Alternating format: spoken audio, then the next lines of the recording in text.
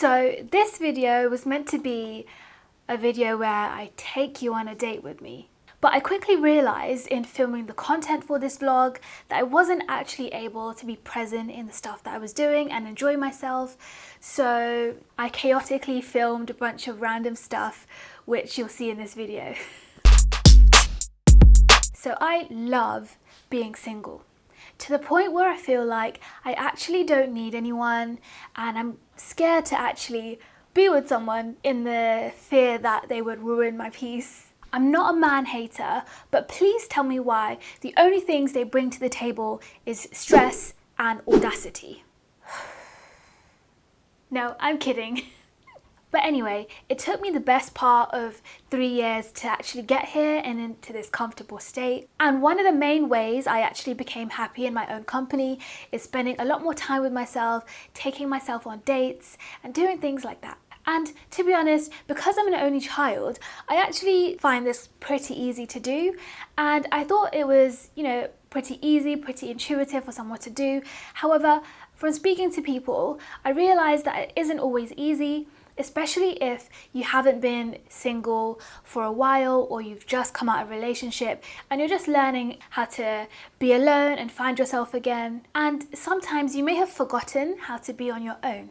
But don't worry, I got you. I'm going to show you how to take yourself on a date. So the first thing I recommend doing is, if you're working, take the entire day off for your date.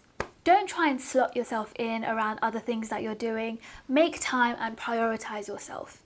And if you're working, I recommend you take a day off in the middle of the week where it's a bit quieter rather than the weekends, because things tend to be quite busy. There tend to be more people around, it's less peaceful, and more couples around as well on the weekend if that is triggering for you. So I recommend the weekdays. The second thing I recommend is making a plan. And this doesn't have to be down to a T where you plan every single hour, but just some key things that you'd like to do, and maybe look at the locations so you can plan your route accordingly and you're not wasting time stressing out about how you're going to get from A to B, from B to C. Planning just a little bit will take that stress off you on the day, and you'll be able to spend more time enjoying yourself. So you've got your day off, you've got a loose plan.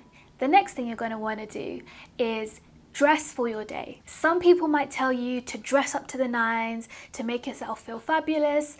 And I don't know about you, but for me, I very much like dressing comfortably, especially because most of my dates, I like to go out and about exploring. So you'll usually find me in an oversized shirt or a t-shirt, some trainers and some skinny jeans. I still wear those.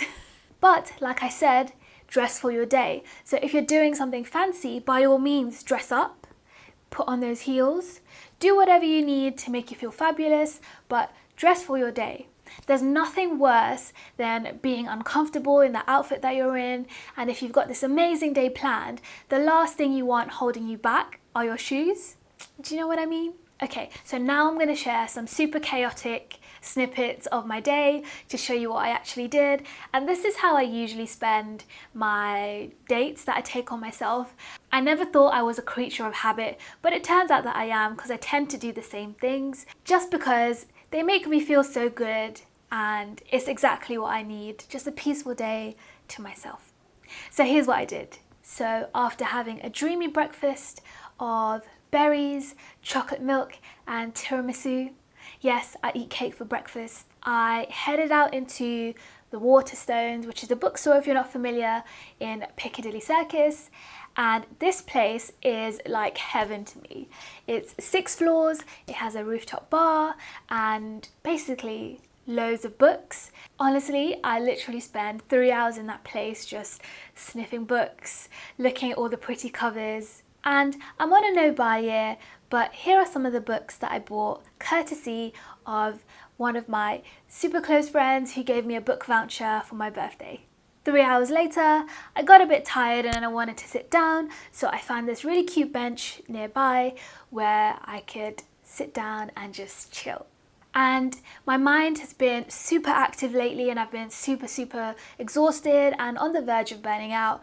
And one thing I like to do that really helps me, that I only discovered this year, is paint my nails. And the reason I like doing this is because I'm not scrolling on my phone. I have to be completely present in what I'm doing and focus in what I'm doing, so my mind isn't running everywhere else. Trust me, it's so therapeutic, and for me it's kind of like meditation because all of my focus is in the present moment. So try it out if you're struggling with things like a busy mind. But yeah, I basically sat on this bench and painted my nails, and it was super nice. Then after about 40 minutes, I felt rejuvenated and I headed to this place called the Pantechnicon that is newly opened in Knightsbridge, and I've been wanting to check it out for a while. It's a few floors of restaurants, shopping and a few bars, and it's Japandi, I think the right term is, so Japanese and Scandinavian, a blend of those two, and it's so beautiful. So I had a snack there. And because it was a weekday, it was pretty quiet, but I know that it gets super busy in the weekend. But it was nice to have the place feeling like it was just mine for a bit. And after that, I strolled around the pretty streets of Knightsbridge and ended up in Hyde Park, which again was super chilled, and I meditated for a bit. As you can see here, it's super chaotic. I tried to take pictures of myself, get a thumbnail for this video. However, I didn't take a tripod. Like I said, no planning. So I was just kind of winging it in public, and if I managed to get a thumbnail, you would have seen it at the beginning of this video. Then, shock horror, I got hungry again. So whilst I was exploring the streets of Knightsbridge, I came across this super cute vegan spot called the Holy Carrot, and it's actually some of the best food I've had this year. And I'm not vegan, I'm a vegetarian, but this food was amazing. And I'll probably do a video on how to eat alone because it is quite uncomfortable at times, even for me, but it is such a good experience. And you know, if you want to try out new restaurants but you don't have anyone to go with yourself. But I'll make a video on that. Basically, I had dinner by myself and it was amazing. And that's pretty much it. I went home with a full heart, a full stomach, and an empty mind.